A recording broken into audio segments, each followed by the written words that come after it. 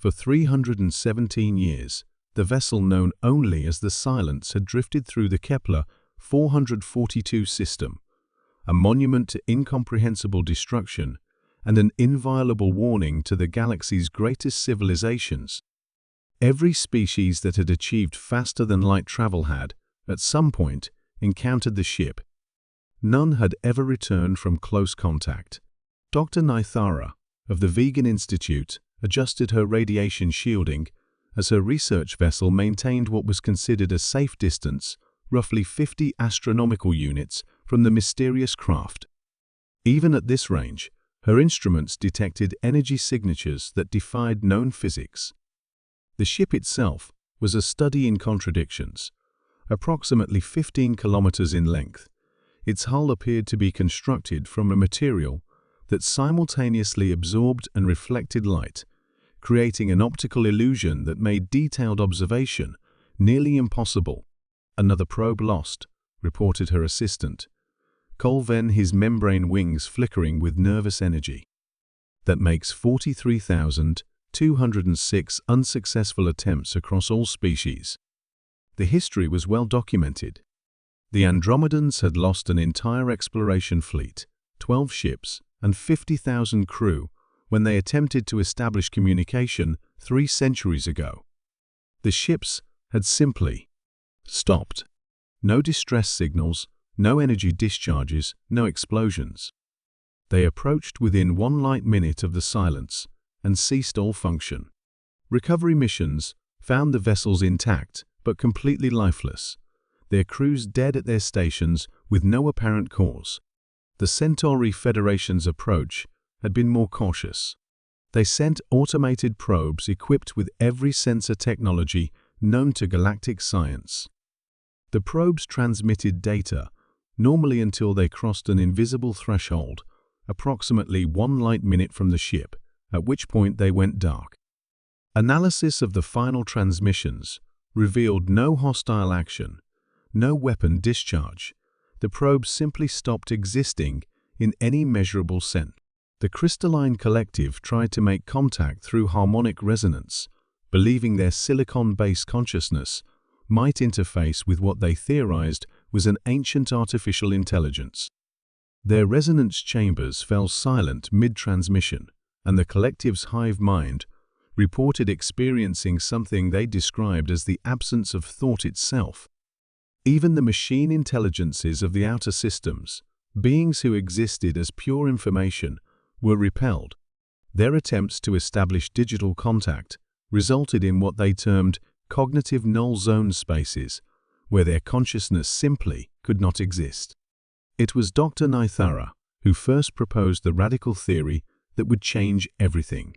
After decades of studying the accumulated data, she published a paper titled "The Consciousness Barrier: Evidence for Psychic Defense Mechanisms in Unknown Technology." The premise was simple and terrifying. The Silence wasn't destroying approaching vessels or entities through conventional means. It was eliminating their consciousness, the very awareness that allowed sapient beings to exist as more than biological matter. The pattern is consistent across all contact attempts, she had written. Regardless of species, technology level, or approach methodology, all entities lose consciousness at precisely the same distance. This suggests a mechanism that targets the fundamental nature of sapient awareness itself. The paper was met with skepticism until the arrival of humanity. The human vessel, Dauntless, dropped out of hyperspace at the edge of the Kepler 442 system on a Tuesday morning ship's time.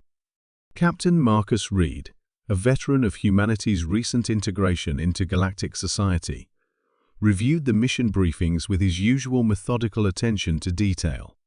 "So let me get this straight," he said to his science officer, Dr. Sarah Kim. "For over 3 centuries, every attempt to contact this ship has resulted in instant death or disappearance, and the Galactic Council wants us to take a crack at it." Dr. Kim, a xenopsychologist who had made her reputation studying the cognitive differences between species, nodded grimly. "The theory is that human consciousness might be fundamentally different enough to bypass whatever defense mechanism the ship employs. Based on what evidence? Primarily on our species' documented ability to maintain individual consciousness within group scenarios where other species lose personal identity. Also, our unusual capacity for what psychologists term cognitive compartmentalization, the ability to simultaneously hold contradictory ideas without experiencing system failure. Captain Reed considered this. Humans were indeed odd among galactic species. While most sapient races developed either individual consciousness or collective awareness, humans maintained a strange hybrid, intensely individual while still capable of collective action. They could believe in contradictory concepts, maintain multiple personality aspects, and even deliberately deceive themselves while remaining functional. There's something else, Dr. Kim continued. Initial scans suggest that human brain activity shows unique patterns when compared to other species. Our consciousness appears to be more distributed, less centralized. It might make us harder to target. The Dauntless approached the silence with extreme caution, stopping at each distance marker where previous expeditions had failed. At 10 light minutes, normal operations. At 5 light minutes, all systems nominal. At 2 light minutes, crew reporting mild headaches, but otherwise functional. At 1 light minute, the barrier that had proven fatal to every other species, something extraordinary happened. Captain, Communications Officer Zhang reported, her voice filled with wonder. I'm receiving a transmission. The message was unlike anything in galactic history. Not electromagnetic signals, not quantum entanglement, not harmonic resonance. It was pure thought, transmitted directly into human consciousness. Finally, the voice said, and somehow, every human on board heard it in their own internal voice. Someone who can hear us without losing themselves. Captain Reed found himself able to respond mentally. Who are you? We are the Forerunners, came the reply. We have waited so long for a species that could maintain individual thought while accepting external consciousness. The others, they tried to merge with us, to become us. Their awareness dissolved into ours. But you remain yourselves while still listening. Dr. Kim's instruments went wild as data poured in. The ship, the silence, was revealed to be a repository of consciousness, containing the uploaded minds of an ancient civilization that had transcended physical existence. They had created the ultimate defense, a barrier that absorbed any consciousness that tried to merge with or understand them completely. We have watched the galaxy for eons, the Forerunners continued, waiting for a species that could communicate with us without losing their essential self. Your kind. You are unique. You can touch our thoughts without drowning in them. Why is that important? Captain Reed asked. Because we have a warning to give, and a gift, but only to those who can remain themselves while receiving it. The transmission continued for 17 hours. The Forerunners shared technological knowledge that advanced human science by millennia, along with dire warnings about threats emerging from the galactic core. But more importantly, they confirmed what xenopsychologists had only theorized: human consciousness was truly unique among known species.